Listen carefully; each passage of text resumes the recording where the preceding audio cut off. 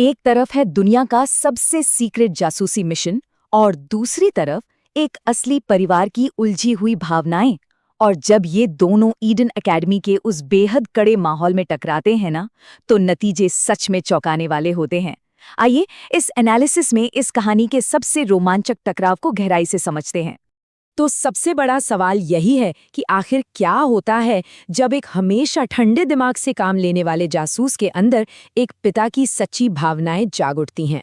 सच कहूं तो यही वो सवाल है जो इस पूरी कहानी की जान है और इस बेहद अहम स्कूल इंटरव्यू में हमारी धड़कनें बढ़ा देता है। इस साल के आवेदक बिल्कुल ही निम्न स्तर के हैं, उनमें एलिगेंस की सख्त कमी है।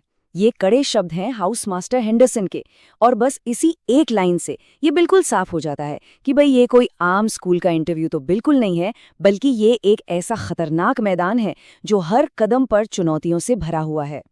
तो चलिए सबसे पहले बात करते हैं इस अभेद्य किले यानी ईडन एकेडमी में घुसपैठ की। देखिए, मजे की बात तो ये है कि असली परीक्षा स्कूल के गेट के अंदर कदम रखने से पहले ही शुरू हो जाती है।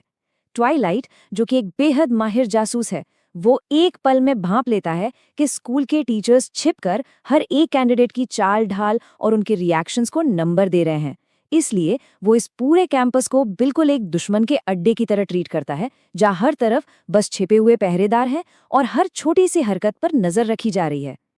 और इसके बाद शुरू होते हैं दी एलिगेंट ट्रायल्स, यानी वो परीक्षाएं जो किसी के भी पसीने छुड़ा दें।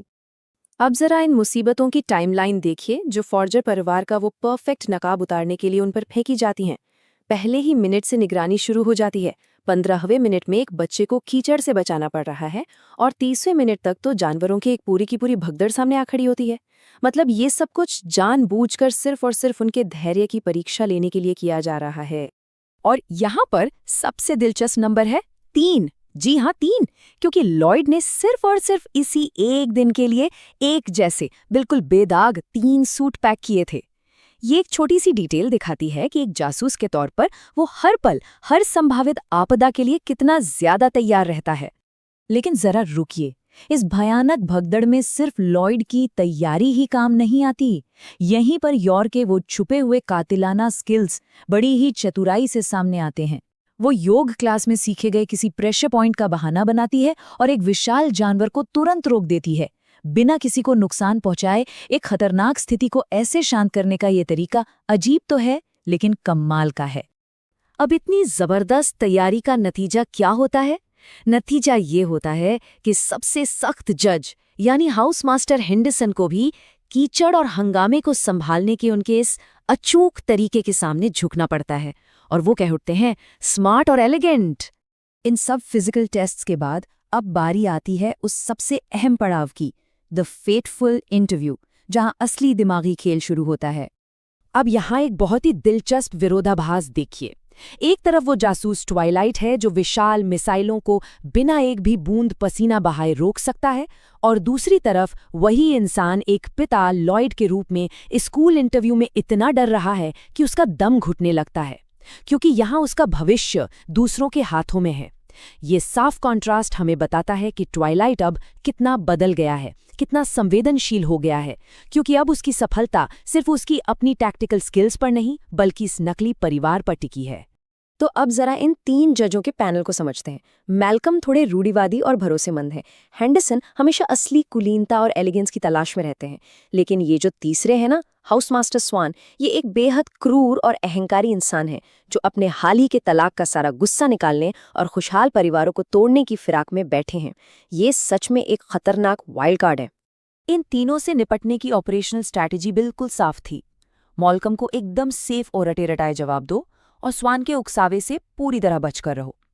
और सच बताएं तो शुरुआत में ट्वाइलाइट की ये शानदार योजना बिल्कुल सही काम भी कर रही थी, लेकिन फिर अचानक स्वान इस शांति से भरे माहौल को एक ही झटके में चकनाचूर कर देता है। वो पूछता है, तुम्हारी वर्तमान माँ और तुम्हारी पिछली माँ में से किसको ज्यादा नंबर दोगी? ये एक इतना क्रूर और चुभने वाला सवाल था जिसे सीधा एक मासूम और संवेदनशील बच्ची की तरफ उछाला गया था। और यहीं से पर्दा उठता है इस नकली परिवार के असली सच से। अगर किसी बच्चे की भावनाओं को नीचा दिखाना ही आपकी शिक्षा का सिद्धांत है, तो हमने गलत स्कूल चुन लिया है। ये वो टर्निंग पॉइंट है जहां लॉयड के अंदर का एक रक्षक, एक पिता, पूरी तरह से जाग उठता है और उसके उस ठंडे, कैलकुलेटेड जासूस वाले व्यक्तित्व को किनारे कर देता है।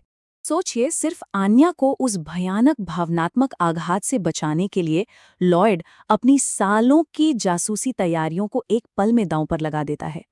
वो पूरे ऑपरेशन स्ट्रिक्स मिशन को ही खतरे में डाल देता है।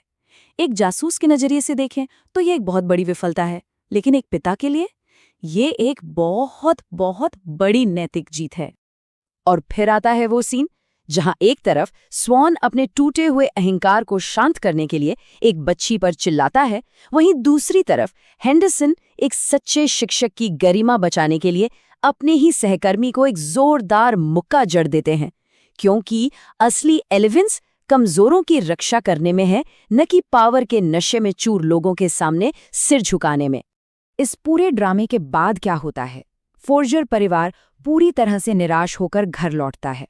ट्वाइलाइट को पछतावा है कि उसने अपनी भावनाओं को बीच में आने दिया और आन्या रोते हुए माफी मांग रही है।